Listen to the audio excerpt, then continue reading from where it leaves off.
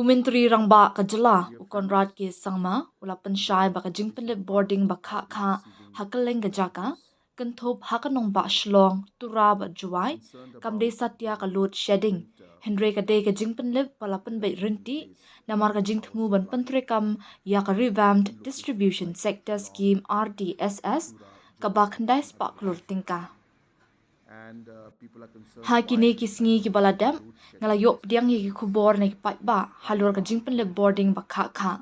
ngakwa ban pensha sha ki ba ka ne kam de satya ka lot shedding henry ka de ka jingpynlip ka balapan bet renti ong ukonrat ha ukurwa ting ba ka video ha ka khatwei trik no pra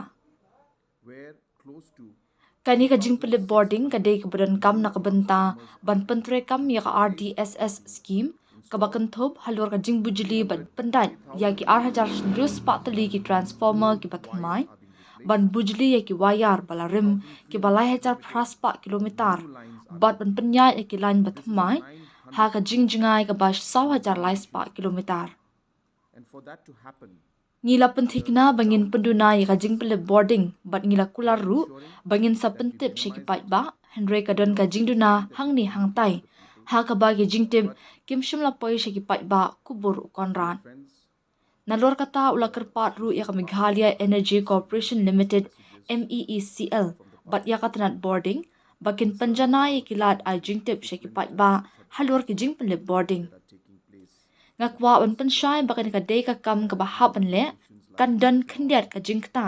henry ya kanila le na ka banta ka jimantoy ka bakham kongsan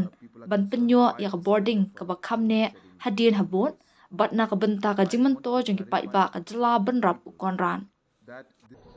Dear friends, in the recent past I've been receiving some messages from the public concerned about the frequent shutdowns that are taking place in the power supply in different locations like Shillong, Tura, Jawai and other locations. And people are concerned why this kind of load shedding is taking place. I wanted to clarify to the people that this is not a load shedding. This is a regulated shutdown, and the main purpose of the shutdown is to implement the RDSS scheme, where close to 2,600 new transformers are being either replaced or being installed. 3,800 kilometers of old wires are being replaced. 4,300 kilometers of new lines are being laid. This is a 900 crore project and implementation is going on. And for that to happen, the shutdown is necessary. We are ensuring that we minimize it, and we're also ensuring that we communicate to the people. But there is a communication gap where the message is not going to the grassroots. And I have requested MECL and Power Department to ensure that a better communication system is done so that information can reach to the people on time. But I just wanted to clarify that this is a necessary procedure.